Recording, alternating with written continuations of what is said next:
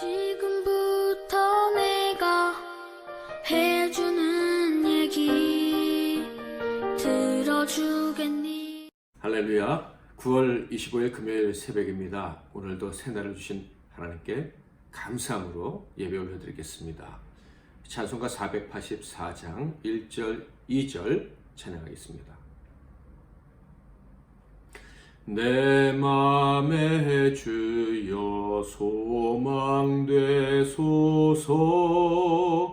주 없이 모든 일 헛되어라. 밤에나 낮에나 주님 생각, 잘 때나 깰 때 함께 하소서. 지혜의 주여 말씀으로서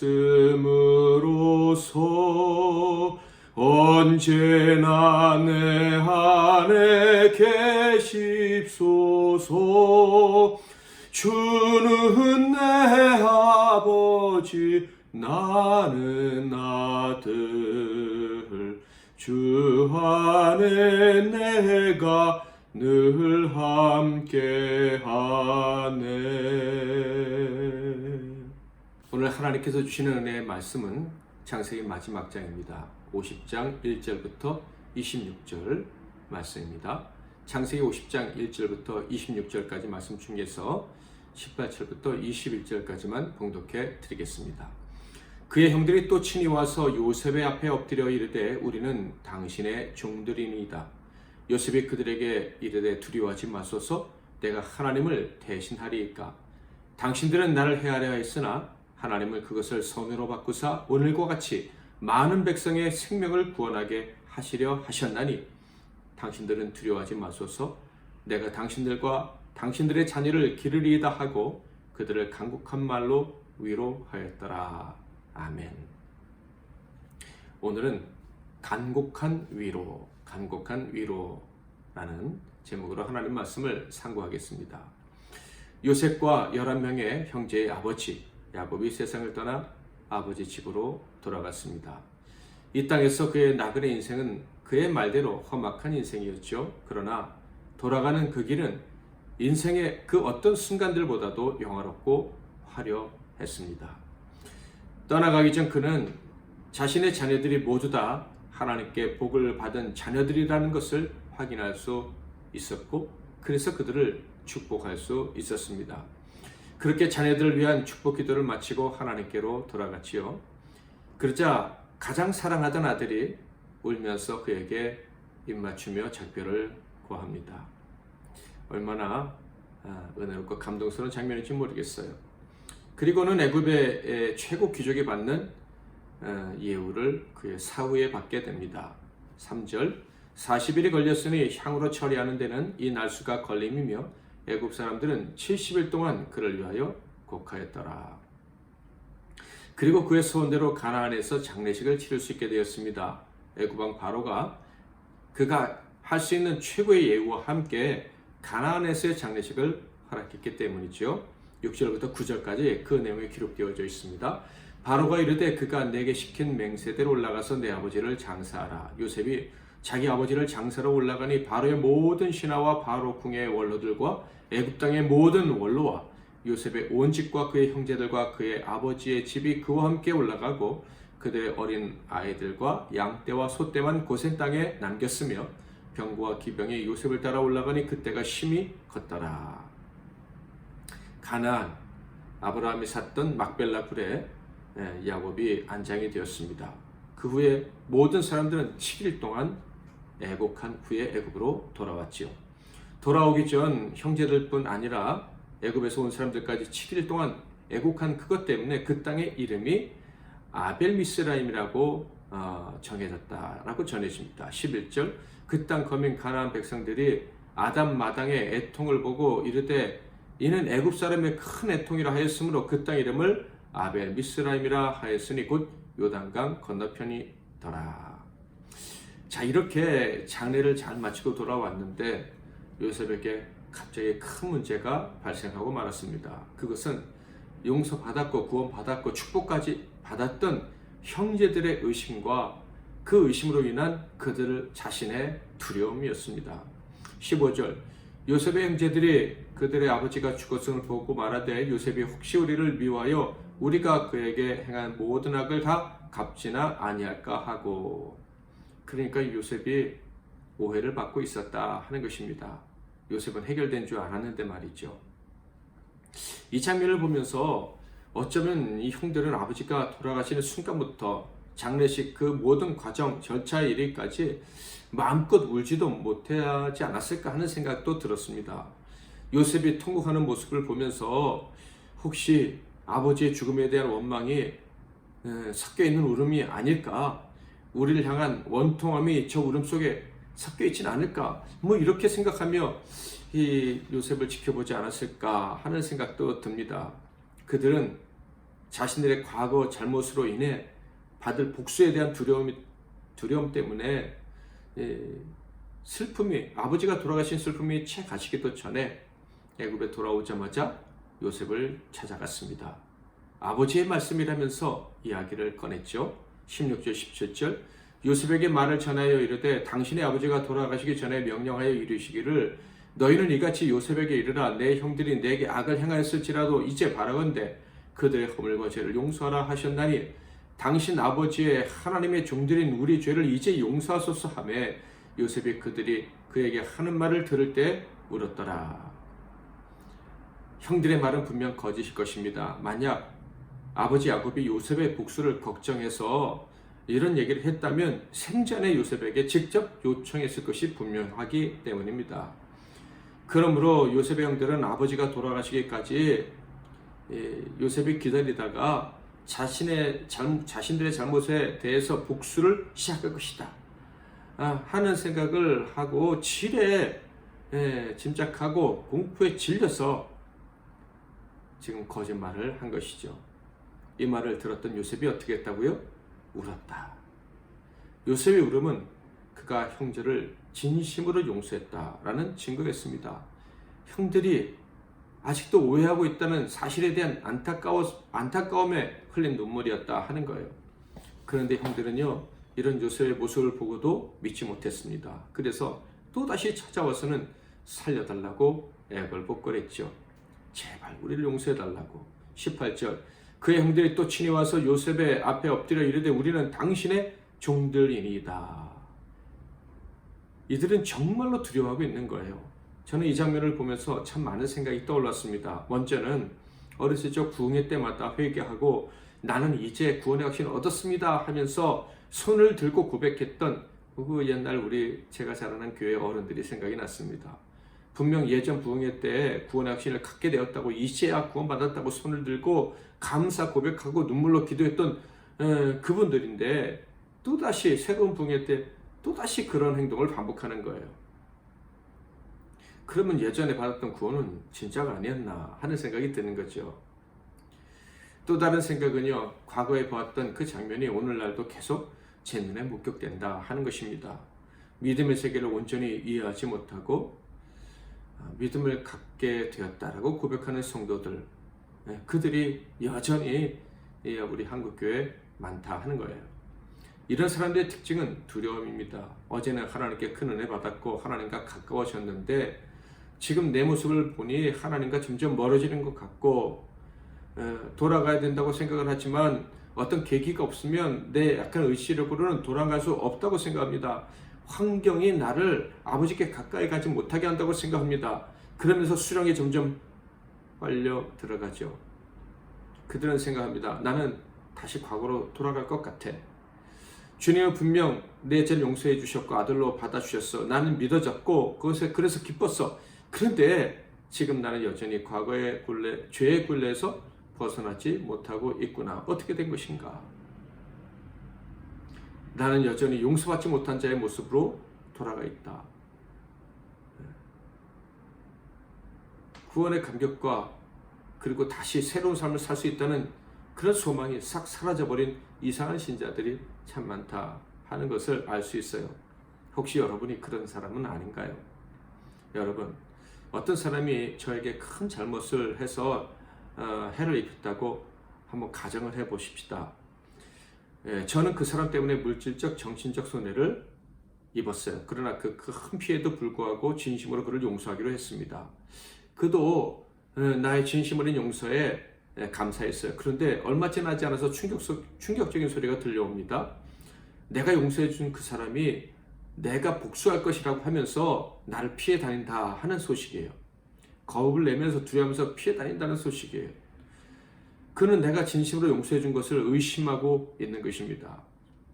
그리고 사람들에게도 용서받지 못했다라고 얘기를 하고 있는 거예요. 여러분이 이런 상황에 봉착한다면 어떤 느낌이 들겠습니까? 저는 이럴 것 같아요. 그 사람은 저를 2번 괴롭힌 거죠. 전에는 물질적인 면에서, 정신적인 면에서 나를 괴롭혔다면 이제는 내 인격을 모독한 거예요. 어떻게 보면 더 크게 기분 나쁜 일이죠. 그 사람이 지은 죄의 무게라고 친다면 어쩌면 지금 죄가 더 클지도 모르겠습니다. 정말 기분이 나쁘거나 가슴이 아플 거예요. 바로 이런 일을 요셉의 형들이 요셉에게 한 거죠. 또한 많은 성도들이 지금 하나님과 예수님께 여전히 범하는 잘못된 행동인 거예요. 여러분, 예수님께서 나사로를 살려주시기 위해서 베다니로 가셨을 때 그의 누이들이 절망하여 우는 모습을 보고 예수님 어떻게 하셨습니까? 요한복음 11장 35절에 보면 예수께서 눈물을 흘리시더라 이렇게 되어 있어요. 우셨습니다. 요셉처럼 완전한 죄의 용서로 인해서 완전한 구원을 받을 수 있다는 사실을 믿지 못하는 그 사랑하는 사람들 때문에 우셨습니다. 요셉의 울음과 같지 않습니까? 혹시 우리 주님께서 여러분 때문에 우시지는 않을까요? 여러분이 의심하는 것 때문에, 믿지 못하는 것 때문에 우시지는 않을까요? 한번 돌아보시기를 바랍니다. 나는 완전한 구원을 받았음에도 불구하고 완전히 믿지 못하는 한국교회 수많은 성도들 때문에 주님이 우실 것이라는 생각이 듭니다. 믿지 못해서 언제나 어정쩡한 자리에 있어요. 선도 악도 아닌 것 같은 이상한 위치에서 이상하게 힘들게 살아가는 성도들이 보입니다. 그들은 죄책감과 두려움에 시달리고 있어요. 얼마 전까지는 예수의 십자가의 피로 내가 죄 용서 받았다, 나는 자유다 라고 외쳤던 분들인데 시달리고 있어요. 어정쩡한 자리에서 죄의 굴레에 다시 사로잡혀서 말이죠. 여러분, 십자가의 용서는 완전한 용서입니다. 다시는 죄의 종이 될 수가 없는 완벽한 용서입니다. 하나님의 아들이 되는 권세를 갖게 하는 용서입니다. 여러분이 정말 이 용서를 받았다면 의심하지 마시기를 바랍니다. 부족한 자신이 발견되십니까? 그러면 그냥 하나님 품에 안기면 돼요. 주님의 십자가 보혈 의지해서 나아가면 됩니다. 하나님, 여전히 전 부족하지만 이 부족한 자의 껍질을 다 벗는 날이 반드시 올 줄 믿습니다. 하나님 나라 들어갈 때. 그러면 이 부족한 자, 이 안타까운 모습 벗어버리려고 하나님 나라 소망하고 달려가오니 그 나라로 저를 꼭 인도해 주시고 그 나라에 받아주세요 라고 기도하시면 돼요. 그러면 되는 거예요. 형들의 믿음 없는 모습에 대한 요셉의 답변을 들어볼까요? 19절부터 21절. 요셉이 그들에게 이르되 두려워하지 마소서, 내가 하나님을 대신하리이까. 당신들은 나를 해하려 하였으나 하나님은 그것을 선으로 바꾸사 오늘과 같이 많은 백성의 생명을 구원하게 하시려 하셨나니 당신들은 두려워하지 마소서, 내가 당신들과 당신들의 자녀를 기르리이다 하고 그들을 간곡한 말로 위로하였더라. 간곡한 말로 위로했답니다. 그런데 여러분, 사실 위로받아야 될 사람은 누굽니까? 요셉이죠. 당할 사람도 요셉이고, 그리고 오해받는 사람도 요셉입니다. 그러나 여전히 위로하고 용서하는 사람은 역시 요셉이에요. 우리 예수님 하나님의 모습과 같습니다. 하나님의 구원, 하나님의 사랑을 온전히 이해한 사람은 바로 요셉처럼 행동할 수가 있는 거예요. 그렇다면 요셉은 어떻게 이렇게 하나님 닮은, 예수님 닮은 마음으로 행동을 할 수 있었을까? 그 역시 그의 아버지와 같이 그의 소망이 하나님과 영원히 교제하는 삶, 곧 하나님의 나라에 있었기 때문입니다. 형들은 하나님의 나라를 꿈꾸라는 아버지의 명령에도 불구하고 그저 세상 나라 걱정에 사로잡혀 있었어요. 이 땅, 곧 사라질 사랑에서 누리는 이 복락이 사라질까 염려했다. 그래서 두려워하고 의심했다 하는 거예요. 그러나 요셉은 달랐습니다. 그의 소망은 이 땅이 아니었어요. 이 땅의 것들이 사라질 것, 그것 때문에 염려하지 않았어요. 창세기의 마지막은 요셉의 죽음과 유언이 기록되어 있습니다. 24, 25 요셉이 그의 형제들에게 이르되 나는 죽을 것이나 하나님이 당신들을 돌보시고 당신들을 이 땅에서 인도하여 내사 아브라함과 이삭과 야곱에게 맹세하신 땅에 이르게 하시리라 하고, 요셉이 또 이스라엘 자손에게 맹세시켜 이르기를 하나님이 반드시 당신들을 돌보시리니 당신들은 여기서 내 해골을 메고 올라가겠다 하라 하였더라. 그의 유언이 그의 아버지 야곱의 유언과 같다는 것을 알 수가 있습니다. 그는 거대 제국의 총리였습니다. 그러나 그 제국의 그 총리 자리에 그 제국의 화려한 삶에 마음을 빼앗기지 않았다. 그것을 잃어버릴까 염려하지도 않았다. 그 역시 그의 아버지처럼 하나님의 나라 거룩하신 땅 가나안을 꿈꾸며 살았던 거예요. 하나님과 교제하는 것을 가장 소중히 여겼다 하는 것이죠. 26절 요셉이 100세의 죽음에 그들이 그의 몸에 향재료를 넣고 애굽에서 입관하였더라. 창세기의 마지막 절입니다. 이 구절에 대한 일반적인 주석 해석은 이렇습니다. 하나님이 생명을 창조하셨으나 사람의 죄는 죽음을 가져왔다는 것을 보여주는 말씀이다 라는 거예요. 맞는 말씀입니다. 하나님이 생명을 창조하셨지만 사람은 죄로 말미암아 결국 죽음에 이르게 되었죠. 그러나 그 해석에 완전히 동의할 수는 없습니다. 왜냐하면 야곱의 죽음과 요셉의 죽음, 이들의 죽음은 헛된 죽음이 아니기 때문이에요. 물론 죄로 인해 죽는 건 맞지만 그는 이 죽음을 통해서 영생에 들어간 거 아닙니까? 그들의 죽음은요, 사람이 비록 죄악된 세상에 살아가지만 하나님께서 주신 소명을 알고 소명을 이룰 수 있다는 것을 보여준 놀라운 사건입니다. 그러므로 저에게 입관하더라는 이 창세기의 마지막 구절은 소망을 주고 위로를 주는 말씀이라고 생각이 됩니다. 세상에 소망을 두지 않고 천국에 소망을 두고 산 사람들의 죽음, 비록 부족하고 죄 많은 인간들의 죽음과 같아 보이지만 그들의 죽음은 사명의 완성일 뿐 아니라 영생에 이르는 구원의 완성이다 라는 거예요. 그들은 원수를 갚지 않고 사랑으로 구원의 길을 세상에 알리다 영생에 들어갔습니다. 그러므로 그들의 죽음은 타락한 인생도 영생의 천국에 들어갈 수 있다는 소망이 되는 거예요. 그렇지 않습니까? 그러므로 그들의 죽음은요, 요셉과 야곱의 죽음은 간곡하게 부르짖는 소망이라 할 수 있겠습니다. 하나님의 용서와 천국의 소망을 주는 간곡한 위로였다라고 할 수도 있겠습니다. 사랑하는 성도 여러분, 천국의 소망을 두고 살아갑시다. 하나님이 천국을 에덴 동산을 주셨지만 죄로 우리는 그것을 거절했지만 이제 예수로 말미암아 용서받은 우리는 그 땅을 사모하며 살아갈 수가 있습니다. 그 땅을 사모하며 살아간다면 우리는 진정으로 용서할 수가 있고 자유할 수가 있고 나아가 사람들을 생명으로 인도할 수가 있는 것입니다. 내 맘에 주여 소망되소서. 3절 4절 찬양하겠습니다. 세상의 영광 나 안 보여도 언제나 주님은 나의 기워. 주님만 내 맘에 계시오니 영원한 주님 참 귀하셔라. 영원한 주님 내 승리의 주. 하늘의 기쁨을 주옵소서. 어떠한 고난이 닥쳐와도 만유의 주여 소망되소서.